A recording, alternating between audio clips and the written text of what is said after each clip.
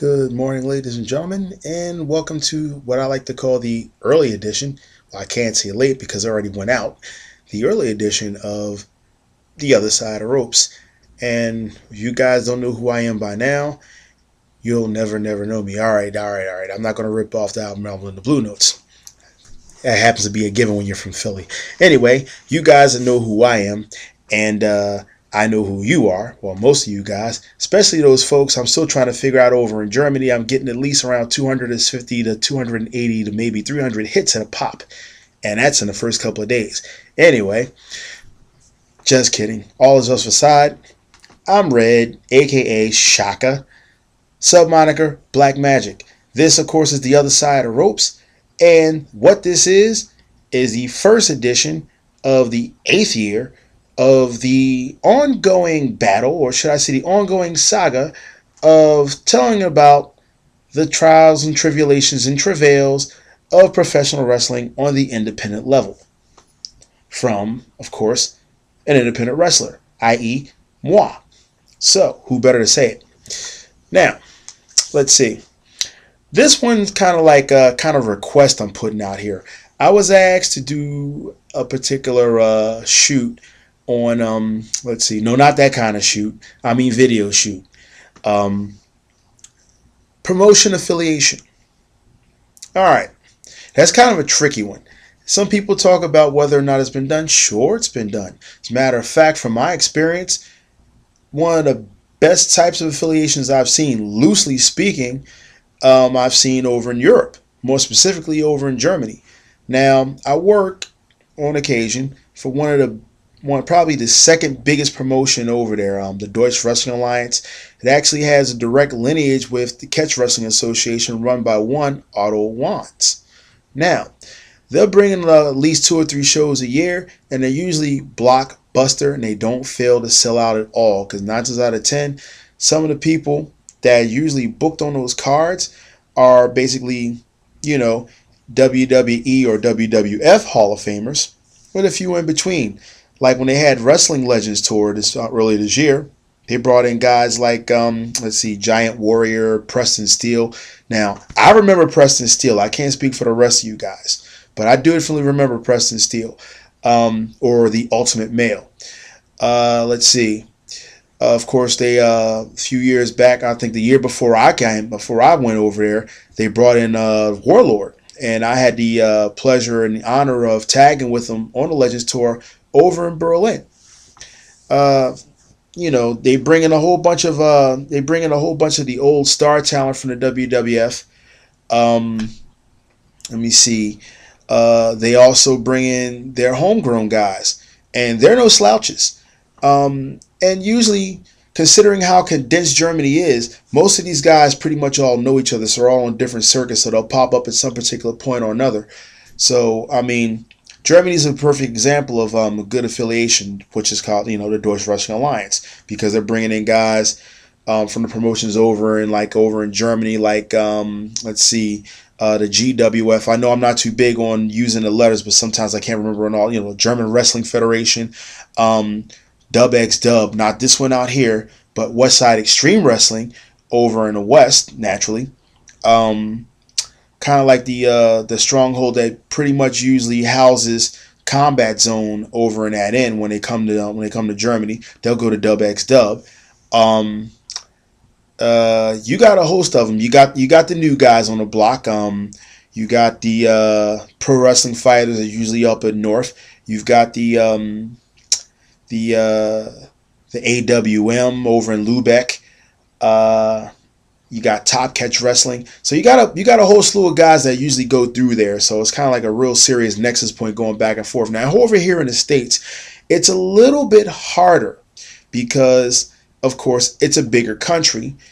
And I can tell you now, over in the East Coast is highly condensed because, like I said, you're going to see a lot of guys going all over the East Coast, the tri-state area, coming from the Eastern Shore over in Maryland. You got a few coming up from like trickling in from Virginia. You got guys going in for like maybe Central PA, going over to Eastern PA, going over to Jersey, going over to Delaware. You got a couple of people like trickling in from like either Northern PA or either Northern Jersey, coming in from New York. So you got people pulling in from different spots here and there, even if it's not exactly acknowledged. But that's just the East Coast. Now, are they affiliated? Yes and no. Will they acknowledge some of their titles? Probably. It depends on who you're asking.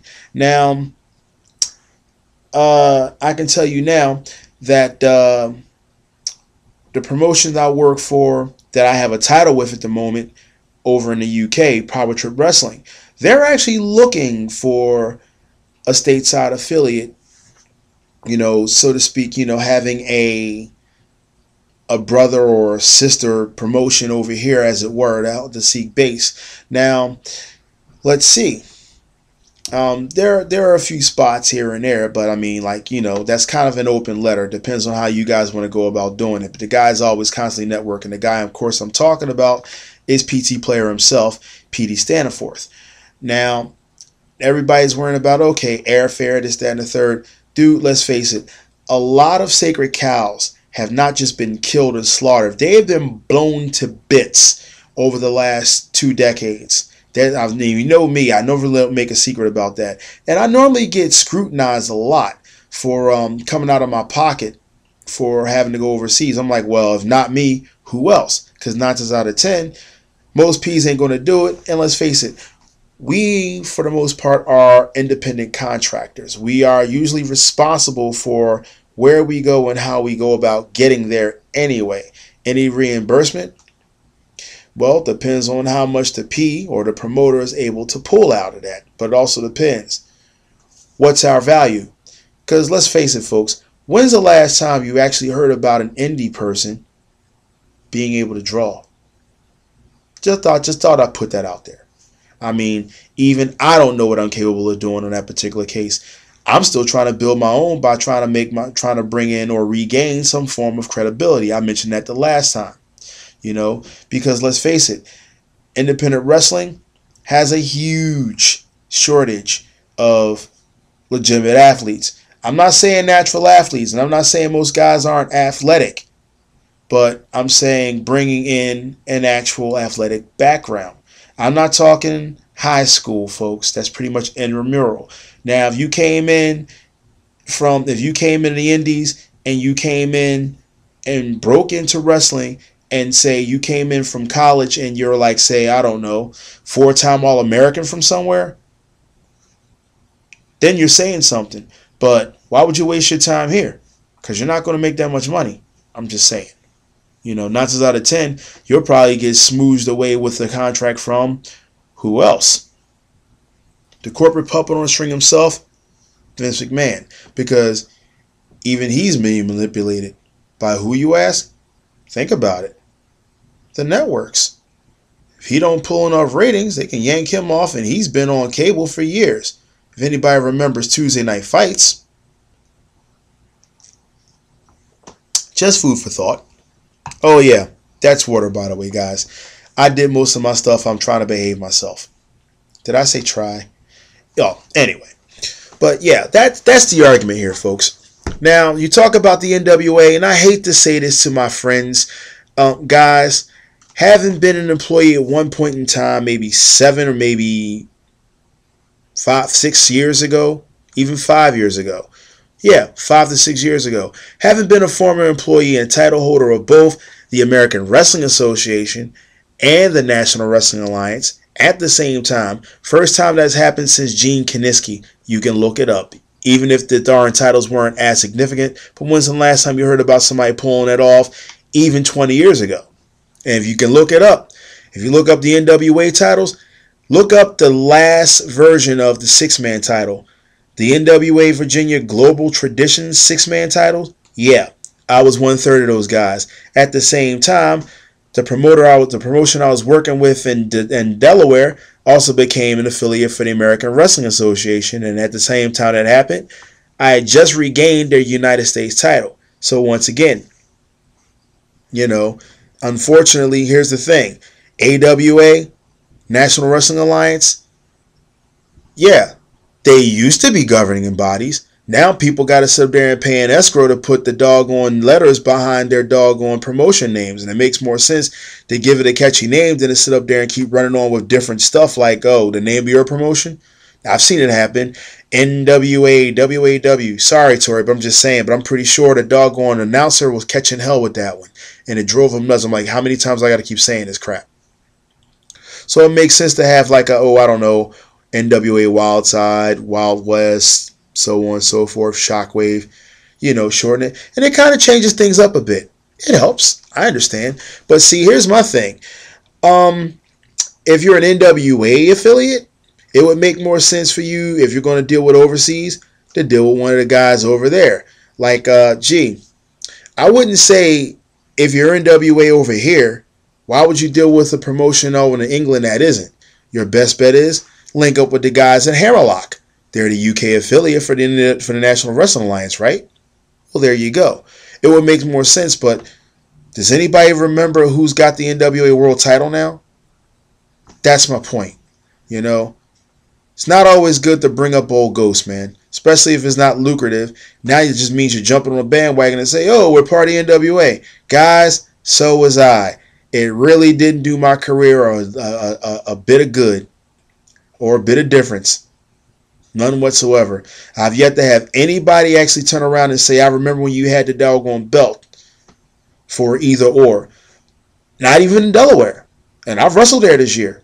Now, if I go down to Virginia, maybe, and the closest I got to that was they weren't worrying about the belt. I actually got compared to Road Warrior Hawk. Now, when we got the 6-man title the first time, I actually got compared to Muda. I'm like, holy crap, somebody gets it. But look at where I was. I was in Richmond. Go further up north, a couple hours in Delaware, they think I'm Boogeyman or Booker T knockoff. And guys, I've had this, even if it's sparse, since 1997. Booker T grew his in 2002. What did he have? Well, you guys remember the darn ratings war. He was still sporting a damn flat top. Just saying. Can't go by everything you see on mainstream, folks. I've said it before and it bears repeating. But this is drawn down to a close because 12 minutes have surely come by rather quickly. So I'm going to close this out. And as I said before, the following weekend, or should I say this coming Sunday, for Top Rope Radio, myself, Johnny Logan, we're interviewing Big Nasty, 8 o'clock Pacific, 11 o'clock Eastern. Watch for it. And of course, watch for this thing, The Other Side of Ropes, coming up this following Monday. Like I said, this is just the early edition, so I'm going to turn around since it's early in the morning and early myself on out of here and finish my water. In the meantime, I'm going to wait to catch the end of Alfred Hitchcock Presents. Just as the way I am, I'm a retro kind of guy in my own way. And until then, and until next time, this has been The Other Side of Ropes. This has been Red. That was a very small drink of water. And this is me saying, I'm out. Peace.